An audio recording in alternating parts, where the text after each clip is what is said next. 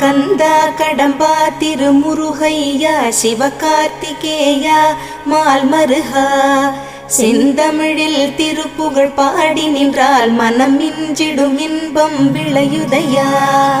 சிரகிரி வேலவனை காண்கையிலே விழிவோரம் கண்ணீர் பெருகிடுமே.